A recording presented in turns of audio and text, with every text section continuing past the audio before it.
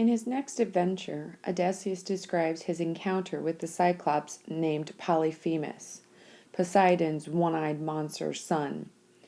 Polyphemus may well represent the brute forces that any hero must overcome before he can reach home. Now, Odysseus must rely on his special intelligence associated with his name. Odysseus is the cleverest of the ancient Greek heroes because his divine guardian is the goddess of wisdom, Athena. It is Odysseus' famed curiosity that leads him to the Cyclops' cave and that makes him insist on waiting for the barbaric giant. Odysseus is still speaking to the court of King Alcinous. So keep in mind that this is still a flashback. He's still telling this to the king. We lit a fire and burnt an offering, and took some cheese to eat, then sat in silence around the embers, waiting. When he came, he had a load of dry boughs on his shoulder to stoke his fire at supper time. He dumped it with a great crash into the hollow cave, and we all scattered fast to the far wall. Then, over the broad cavern roof, he unsheathed the ewes he meant to milk. He left his rams and he-goats in the yard outside and swung high overhead a slab of rock to close the cave. So Cyclopses are shepherds, and they take care of sheep. And so that's what when they talk about the ewes and the rams, those are sheep. 24 four-wheeled wagons with heaving wagon teams could not have stirred the tonnage of that rock from where he wedged it over the door sill. So what this is telling you is that the boulder that he uses to close up his cave is so big that 4 wagon teams cannot open it. And so Homer describes this to show you how big and strong the Cyclops is in comparison to Odysseus and his men. Next, he took his seat and milked the bleeding ewes. A practice job he made of it, giving each ewe her suckling, thickened his milk, then into curds and waves, seethed out the curves to drip into withy baskets, and pour the whey to stand in bowls, cooling until he drank it for his supper. So basically, what he's doing, if you've ever eaten cottage cheese, he's separating the curds or the chunks in cottage cheese from the milk. And he's going to make cheese from those curds. He's going to somehow, I don't know how to make cheese, but he's going to take those chunks and make cheese out of it and then drink the milk later. When all these chores were done, he poked the fire, heaping on brushwood, and in the glare he saw us. "Strangers," he said, "who are you, and where from? What brings you here by seaways? A fair traffic?" So he's saying, are you here to trade with me? Are you nice? Are you friendly? Or are you here to steal from me? Or are you wandering rogues who cast your lives like dice and ravage other folk by sea? We felt a pressure on our hearts in dread of that deep rumble and that mighty man, but all the same I spoke up in reply. We are from Troy, Achaeans or Greeks, blown off course by shifting gales on the great South Sea, homeward bound, but taking routes and ways uncommon, so the will of Zeus would have it. We served under Agamemnon, son of Atreus. The whole world knows what city he laid waste, what armies he destroyed. It was our luck to come here. Here we stand, beholden for your help, or any gifts you give, as custom is to honor strangers. Remember, I talked about in the first set of reading that you're always to teach guests like they were gods. We would entreat you, great sir, have a care for the god's courtesy. Zeus will avenge the unoffending guest. He answered this from his brute chest unmoved. You are a ninny, you're stupid, or else you come from the other end of nowhere, telling me mind the gods. We Cyclopses care not a whistle for your thundering Zeus, all the gods in bliss. We have more force by far. I would not let you go for fear of Zeus, you or your friends, unless I had a whim to. Tell me, where was it now you left your ship? Around the point or down the shore, I wonder. He thought he'd find out, but I saw through this and answered with a ready lie. So he's showing right away that Odysseus is very quick-witted and intelligent, because without even thinking, he comes up with a lie about where his ships are. My ship? Poseidon, Lord, who sets the earth a-tremble, broke it up on the rocks at your land's end. A wind from seaward served him, drove us there. We are survivors, these good men and I. So he lies saying that Poseidon ruined his ships and that they're stranded there. So think about, why would he lie and say his ships aren't there? He doesn't want the Cyclops to go to destroy the ships, thus stranding the men on the island. Neither reply nor pity came from him, but in one stride he clutched at my companions and caught two in his little hands like squirming puppies to beat their brains out, spattering the floor. Then he dismembered them. He plucked off their arms and their legs and made his meal, gaping and crunching like a mountain lion, everything, innards, flesh, and marrow, bones. So the Cyclops basically grabbed a couple of men, plucked off their arms and legs and heads, and ate them like you would a meal. We cried aloud, lifting our hands to Zeus, powerless, looking on at this, appalled. But Cyclops went on, filling up his belly with man flesh and great gulps of whey, then lay down like a mast among his sheep. My heart beat high now at the chance of action, and drawing the sharp sword from my hip, I went along his flank to stab him where the midriff holds the liver. I had touched the spot when sudden fear stayed me. If I killed him, we perished or died there as well, for we could never move his ponderous or heavy doorway slab aside. So we were left to groan and wait for morning.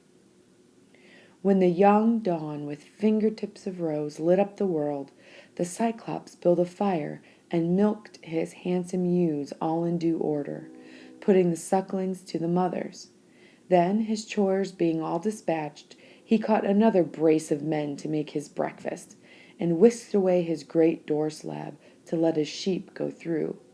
But he, behind, reset the stone as one would keep a quiver.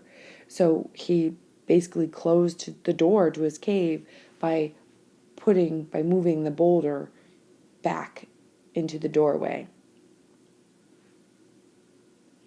There was a din of whistling as the Cyclops rounded his flock to higher ground, then stillness. And now I pondered or thought how to hurt him worst. If but Athena granted what I prayed for, here are the means I thought would serve my turn. So here's a plan he's going to start on to get back at the Cyclops and get out of the cave. A club or staff lay there along the fold. An olive tree, felled green and left to season for Cyclops' hand. So he basically cut down an olive tree while it was still living. And so it's sitting in his cave waiting to be dried out before the Cyclops can cut it down for firewood. And it was like a mast, a lugger or type of sailboat of 20 oars, broad in the beam a deep sea-going craft might carry. So long, so big around it seemed. He's saying this tree is so big that you could carve a sailboat out of it. Now, I chopped out a 6-foot section of this pole and set it down before my men, who scraped it, and when they had it smooth, I hewed again to make a stake with the pointed end. Basically, he kind of made the end like a pencil. I held this in the fire's heart and turned it, toughening it, then hid it, well in the back of the cavern under one of the dung or poop piles in profusion or abundance there. Now came the time to toss for it. Who ventured along with me? Whose hand could bear to thrust and grind that spike into the Cyclops' eye when mild sleep had mastered him? So what they plan on doing is stabbing the Cyclops in his eye with this large pencil-like thing when he was asleep. As luck would have it, the men I would have chosen won the toss. 4 strong men, and I made a 5 as captain. Notice that he's not just risking his men's life, but he's willing to risk his own life too, to stab the Cyclops in his eye. At evening came the shepherd with his flock, his woolly flock. The rams as well this time entered the cave by some sheep-herding whim or a god's bidding. None were left outside. He hefted his great boulder into place and sat him down to milk the bleating ewes in proper order, put the lambs to suck, and swiftly ran through all his evening chores. Then he caught 2 more men and feasted on them. My moment was at hand, and I went forward holding an ivy bowl of my dark drink, looking up, saying, "Cyclops, try some wine. Here's liquor to wash down your scraps of men. Taste it, and see the kind of drink we carried under our planks. I meant it for an offering if you would help us home, but you are mad, unbearable, a bloody monster. After this, will any other traveler come to see you?"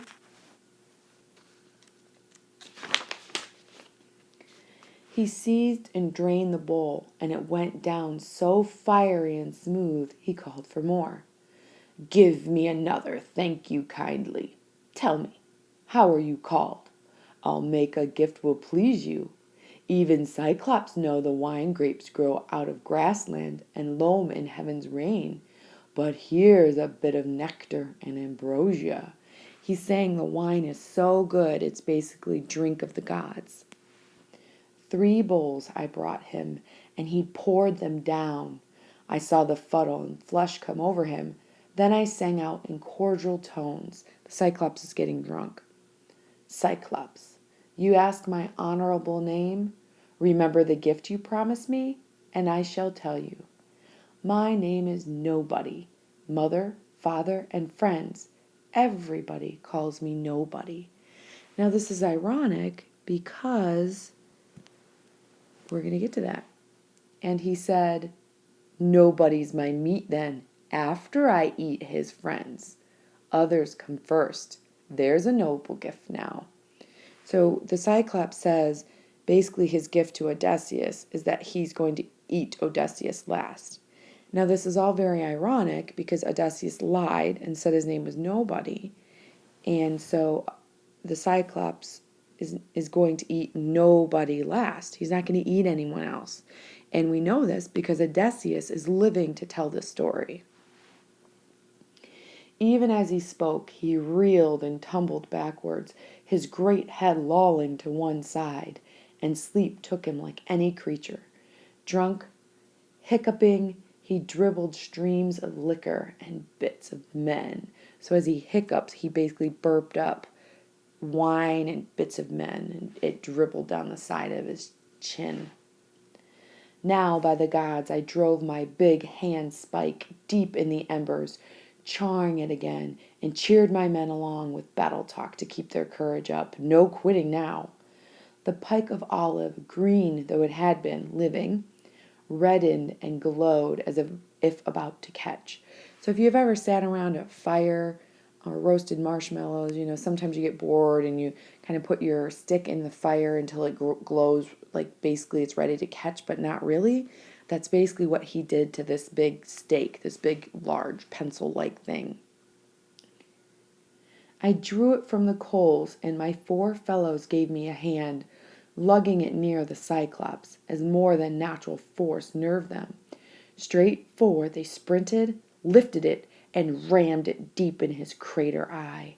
And I leaned on it, turning it as a shipwright turns a drill in planking, having men below to swing the 2-handled strap that spins it in his groove.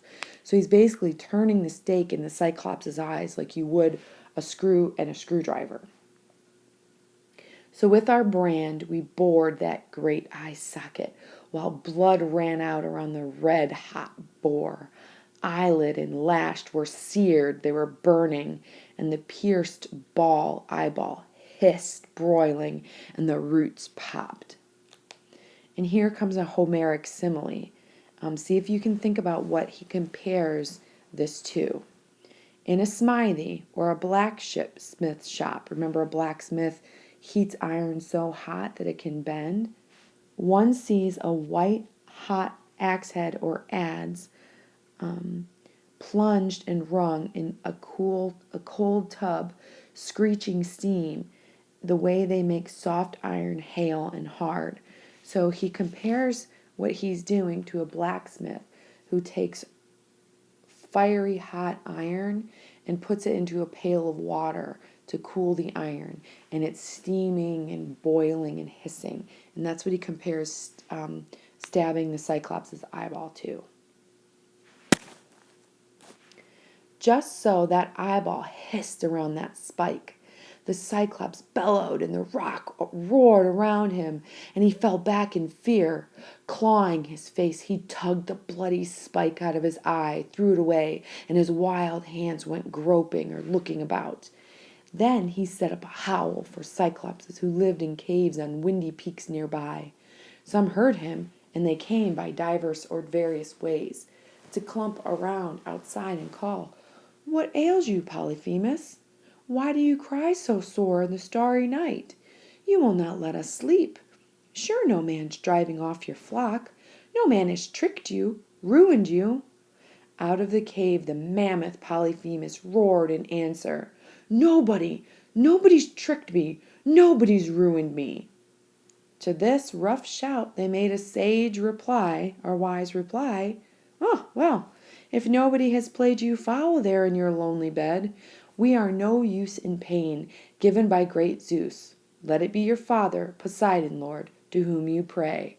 So it sounds like no one is there harming Polyphemus because Odysseus tricked him and said his name was nobody. So the other Cyclopses think no one's there and they go away, which is the irony. So saying, they trailed away, and I was filled with laughter to see how like a charm the name deceived them. Now Cyclops, wheezing as the pain came on him, fumbled to wrench away the great doorstone and squatted in the breach with his arms thrown wide for any silly beast or man who bolted, hoping somehow I might be such a fool. But I kept thinking how to win the game. Death sat there huge. How could we slip away? I drew on all my wits and ran through tactics. And so right now, Odysseus is being very intelligent, very smart, because he's still thinking about how not only can they get out of there, but how can he beat the Cyclops. Reasoning as a man will for dear life, until a trick came, and it pleased me well. The Cyclops' rams were handsome, fat, with heavy fleeces of dark violet. So 3 abreast, I tied them silently together. So he took 3 big male sheep and he lines them up like belly to belly to belly. So he lines them up across. And I tied them silently together, twining cords of willow from the ogre's bed. And he ties them with twine from the Cyclops' bed. Then slung a man under each middle one. So keep in mind these are giant sheep because they're sheeps to the Cyclopses, so they're larger than your average sheep. And so he ties up a man underneath the third one, so it's like the man is underneath the belly of the sheep.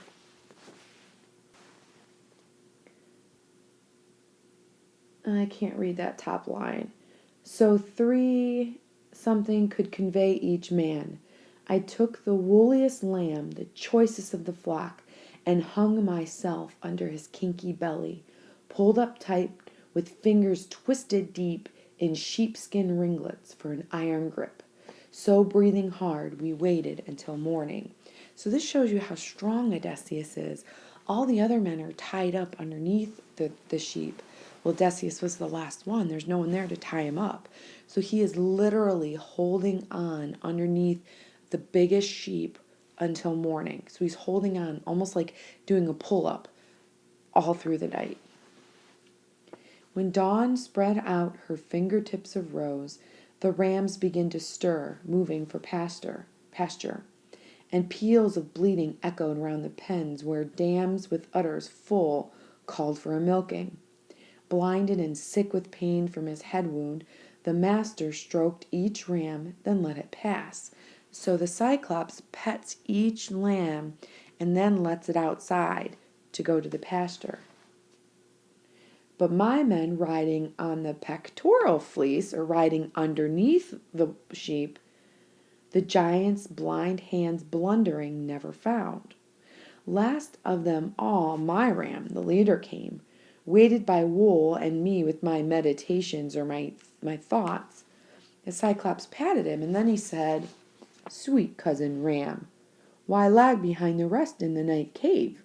You never linger so, but graze before them all, and go afar to crop sweet grass, and take your stately way, leading along the streams, until at evening you run to be the first one in the fold." So the Cyclops is wondering, you're the largest lamb or ram. You're normally first. You're the leader. Why are you the last one? Why now so far behind? Can you be grieving over your master's eye? That carrion rogue and his accursed companions burn it out when he had conquered all my wits with wine. Nobody will not get out alive, I swear. Oh, had you a brain and voice to tell? Yeah, I can't read that. Bashed by this hand and bashed on this rock wall, his brains would strew the floor. Oops, I forgot to turn the page. Bashed by his hand and bashed on this wall, his brains would strew the floor, and I should have rest from this outrage nobody worked upon me. He sent us into the open then. Close by, I dropped and rolled clear of the ram's belly, going this way and that to untie the men. With many glances back, we rounded up his fat, stiff-legged sheep to take aboard and drove them down to where the good ship lay. So not only did they use the sheep to escape the cave, they're also going to put them on their ships and take them for milk and then slaughter later for meat. We saw as we came near our fellows' faces shining, because there were still some men still on the ship. Then we saw them turn to grief, tallying those who had not fled from death. I hushed them, jerking head and eyebrows up, and in a low voice told them, "Load this herd, move fast, and put the ship's head toward the breakers." They all pitched in at loading, then embarked and struck their oars into the sea, far out and as offshore as shouted words would carry. I sent a few back to the adversary.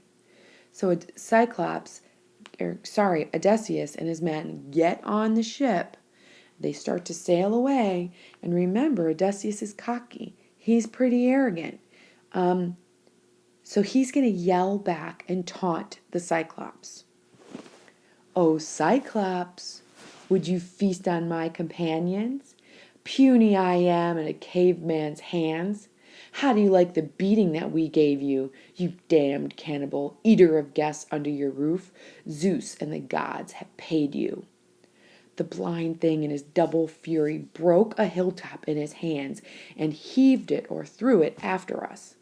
Ahead of our black prow it struck and sank, whelmed in a spewing geyser, a giant wave that washed the ship's stern foremost back to shore.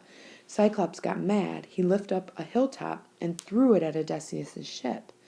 It gets in front, it falls or lands in the water in front of Odysseus' ship, creating a huge wave that sends Odysseus' ship back to the island. I got the longest boat hook out and stood fending us off, with furious nods to all to put their backs into a racing stroke, row, row, or perish. So the long oars bent, kicking the foam sternward, making head until we drove away, and twice as far. Now, when I cupped my hands, I heard the crew in low voices protesting, so he goes to yell back at the Cyclops again. God's sake, Captain, why bait the beast again? Let him alone. That tidal wave he made on the first throw all but beached us, all but stove us in. Give him our bearing with your trumpeting, he'll get the range and lob a boulder. He'll smash our timbers and our heads together. I would not heed them in my glorying spirit, but let my anger flare and yelled, Cyclops, if ever mortal man inquire how you were put to shame and blinded, tell him Odysseus, raider of cities, took your eye, Laertes' son, whose home's on Ithaca. At this he gave a mighty sob and rumbled, Now comes the weird upon me, spoken of old. A wizard, grand and wondrous, lived here, Telemus, a son of Eurymus. Great length of days he had in wizardry among the Cyclopses, and these things he foretold for time to come. So basically, someone told him his future, that this was going to happen. My great eye lost, and at Odysseus' hands. Always I had in mind some giant, armed in giant force, would come against me here. But this? But you, small, pitiful, and twiggy? You put me down with wine? You blinded me. Come back, Odysseus, and I'll treat you well, praying the god of earthquake to befriend you. His son I am, for he by his avowal fathered me, and if he will, he may heal me of this black wound, he and no other of all the happy gods or mortal men. So Cyclops says, come on back. This was meant to be. Someone said this was going to happen. Come back, I'll treat you well, and I'll pray to my father Poseidon to give you a safe journey home. But because Odysseus is so cocky and so arrogant, he replies, Few words I shouted and replied to him. If I could take your life, I would, and take your time away, and hurl you down to hell. The god of earthquake could not heal you there. At this, he stretched his hands out in his darkness toward the sky of stars, and prayed Poseidon, Oh, hear me, Lord, blue girdler of islands. If I am thine indeed, and thou art father, grant that Odysseus, raider of cities, never see his home. Laertes' son, I mean. I can't read the top of that line. Oops, I just turned the page. Who kept his hall on Ithaca, should destiny intend that he shall see his roof again among his family in his fatherland, far be that day, and dark the years between. Let him lose all companions, and return under strained sail to bitter days at home. So basically the Cyclops is asking Poseidon to never let Odysseus reach home. And he says if it's fate that he does reach home, let his journey be long and hard. And when he does reach home, let him reach home alone with none of his shipmates. Here we will imagine that Homer stops reciting for the night. The listeners would now go off to various corners of the local nobleman's house. The blind poet may take a glass of wine before turning in. The people who heard the poet's stories might ask questions among themselves and look forward to the next evening's installment.